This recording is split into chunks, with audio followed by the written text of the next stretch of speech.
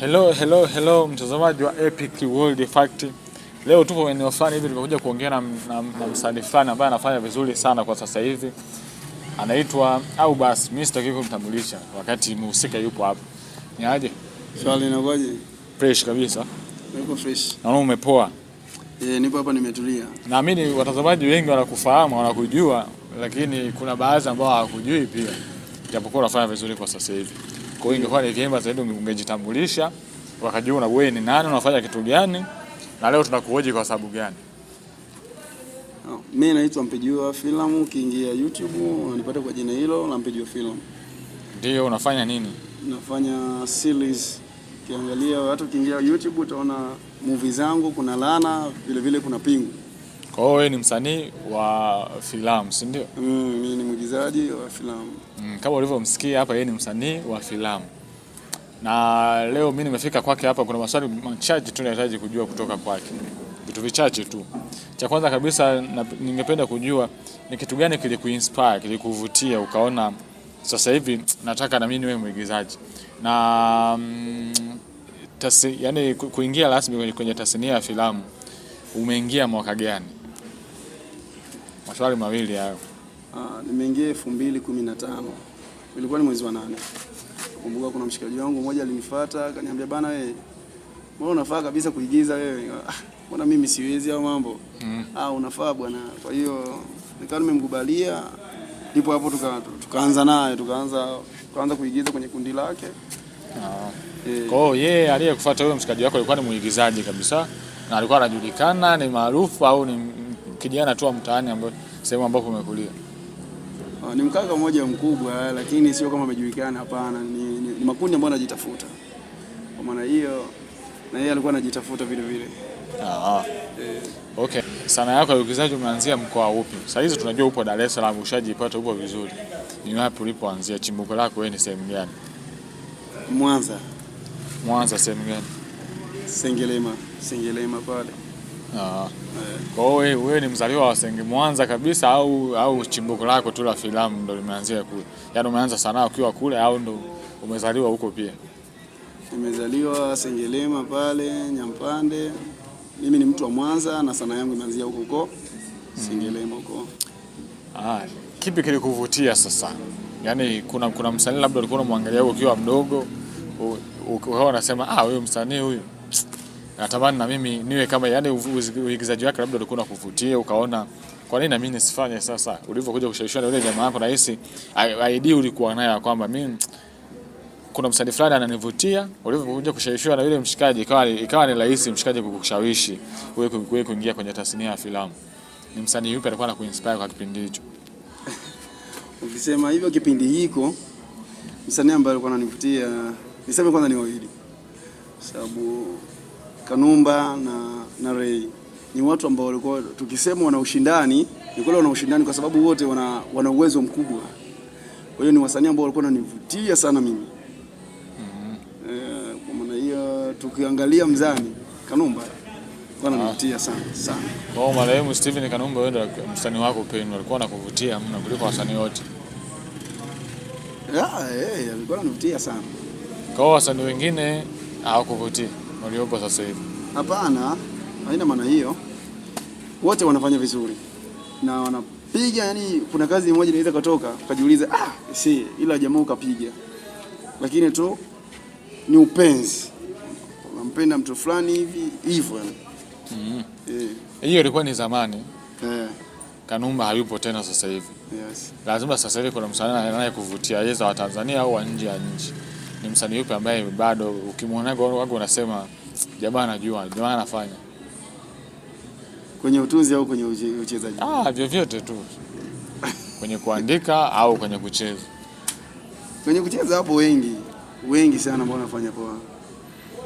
Wengi siwezi kuelezea. Wasanii wengi wanafanya poa, lakini kwenye utunzi mimi ambaye ananishika ni Kramovevo anakaa anatulia kweli, unawaza iki chuma.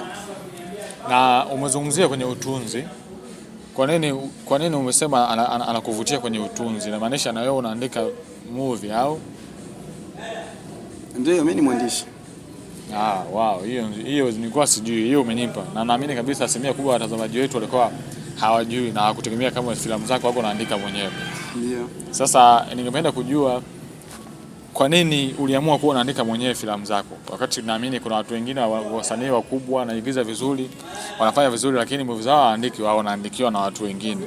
Kwa nini wewe unaamini kwenye kuandika na kuigiza mwenyewe filamu zako? Nakumbuka mara ya kwanza kuna mwalimu mmoja alikuja kututembelea. Akawa anamuelekeza pale mwalimu. Kuna neno moja lilizungumza. Kwanza kujiamini. Kitendo cha kujiamini kilinijenga mimi na mimi nikajiamini kwamba ninaweza nikafanya kitu bila kutegemea mkono wa mtu ufanye pale. Kwa hiyo mimi uandishi wangu ulitokana na yule bwana. Yule bwana alikuwa anamuelekeza mwalimu pale na mimi naangalia na napata kitu.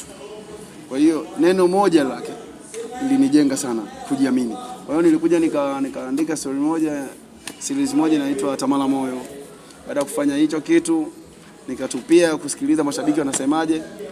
Nashukuru Mungu. Mashabiki walipokea vizuri, wakasema mbona iko vizuri sana? Umeshawahi tena kuandika? Nikasema hapana. Wakasema bwana unaweza. Kwa hiyo nikaja kufanya tena kazi nyingine inaitwa Alizi Yangu. Ukiachana na hiyo kazi, kuna kazi nyingine nishawahi kufanya inaitwa Kovu la Moyo. Okay, filamu yako ya kwanza kuandika umesema Tamaa la Moyo, si ndio? Ndio. Hiyo filamu umefanya ukiwa wapi? Na ulivyoandika, kwa mimi ninavyoamini ukifanya kitu kwa mara ya kwanza, kwa mfano wewe mwandishi umeandika filamu kwa mara ya kwanza, hauwezi kujiamini moja kwa moja kwamba hiki kitu ni kizuri. Nani ulimwamini kwenda kumsimulia hiyo movie yako akakwambia hii ni nzuri fanya?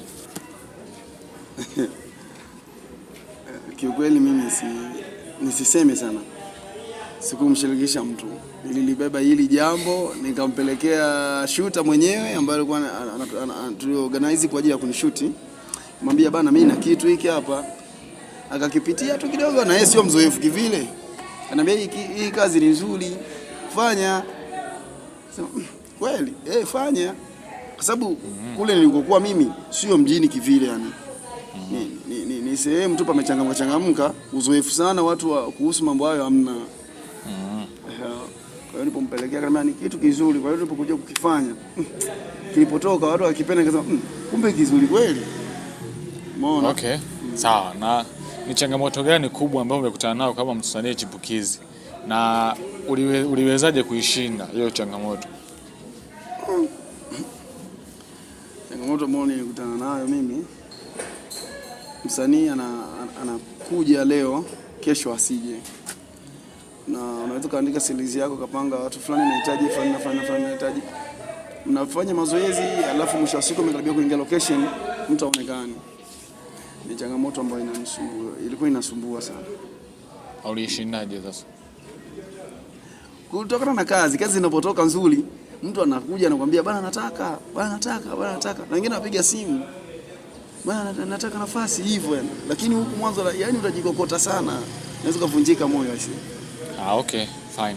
Na sasa hivi tunajua una filamu yako unafanya vizuri inaitwa Pingu. Kama sikosei. Ndio.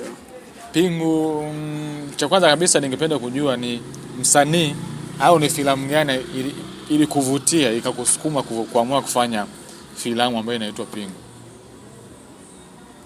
Iliyonivutia msanii gani au ni filamu gani ambayo ilikusukuma ukaona ngoja mimi nifanye movie sasa hivi?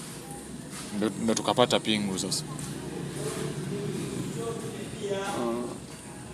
Ni movie nyingi hapa katikati zimepita.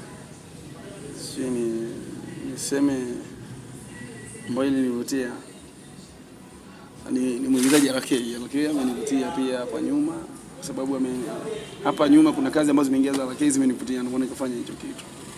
Kwa hiyo Rakei alivyotoka ukaona ngoja mimi nikomee kwa sababu tukiangalia gap la Pingu na Laana kuna gap kubwa sana hapo katikati.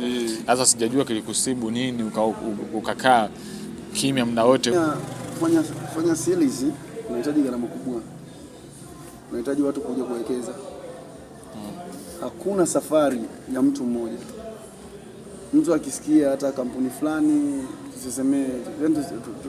tusemee biashara kubwa kubwa, huwa sio ya mtu mmoja, na unaweza kukuta watu 3 4 wote wameingiza hisa zao mle.